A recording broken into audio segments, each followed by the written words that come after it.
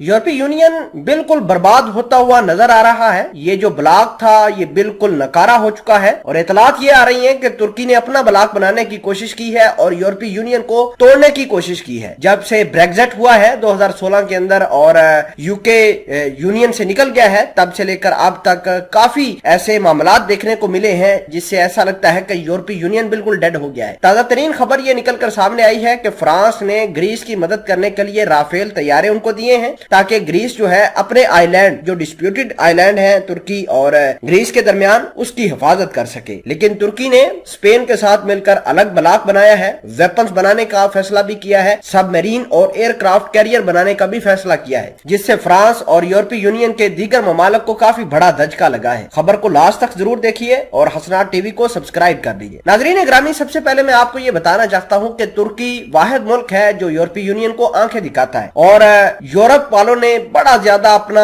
जोर लगाया कि तुर्की के ऊपर सैंक्शंस लगाए जा सके। लेकिन जब भी सैंक्शंस की बात की जाती तो यूरोपीय यूनियन के अंदर से ही कुछ ऐसे कंट्रीज निकलकर सामने आते जो तुर्की की सपोर्ट में खड़े हो जाते, जिनमें स्पेन और इटली सबसे ज्यादा अहम है। जैसे 2019 के अंदर जब रशिया ने ये कहा कि हम S-400 मिसाइल सिस्टम भेजने वाले हैं तुर्की को, तो अमेरिका ने कहा जी हम तुर्की की लीरा को तबाह कर देंगे, तुर्की की इकोनॉमी को बर्बाद कर देंगे, मार्केट क्रैश कर देंगे। तो तब भी तुर्की को सपोर्ट करने वाले यूरोपीय यूनियन ही में से थे। लेकिन अब हालात बदलते हुए जा रहे हैं। अब जितने ममालक फ्रांस की सपोर्ट पे खड़े हैं उतने ही ममालक जो है वो तुर्की के साथ खड़े हैं, जिनमें स्पेन और इटली सबसे ज्यादा अहम है। अब आपको मैंने पहले भी बताया है कि तुर्की जो है वो डिफेंस के सेक्टर के अंदर काफी जो है खुद की प्रोडक्शन करना शुरू हो गया है, बड़े एडवांस लेवल के वेपन्स बना रहा है। तो स्पेन वालों ने तकरीबन 43% जो हथियार है वो तुर्की के साथ डील साइन की है कि अपने सारी जो कंट्री की 43% हथियार है वो तुर्की से खरीदेंगे। इसी तरह इटली के साथ भी कुछ पैक्ट है, डिफेंस पैक्ट तुर्की के। और अब बात ये निकलकर सामने आई है कि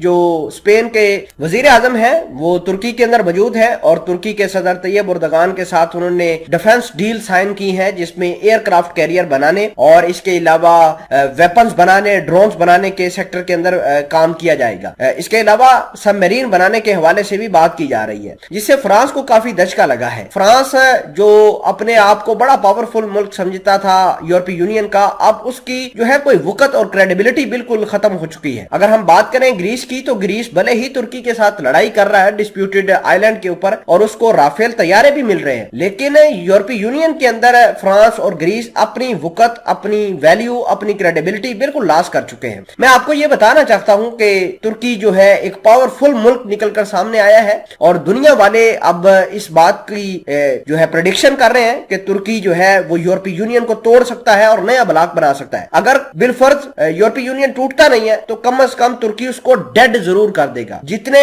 सपोर्टर तुर्की के साथ होंगे उससे बहुत कम जो है फ्रांस के सपोर्ट में लोग आएंगे और ये मामलात अमेरिका के लिए बहुत ज्यादा भयानक साबित हो सकते हैं, क्योंकि अमेरिका ने ऑकस डील साइन की, फ्रांस को निकाल दिया। फ्रांस और ऑस्ट्रेलिया के खरबों डॉलर के एग्रीमेंट थे, वो सारे बर्बाद हो गए, जिससे फ्रांस अमेरिका से भी नाराज है। अब फ्रांस पूरे इंटरनेशनल अरीना के अंदर बिल्कुल अकेला नजर आता हुआ दिखाई दे रहा है। तो ये मामलात आजकल यूरोपीय यूनियन के अंदर चल रहे हैं।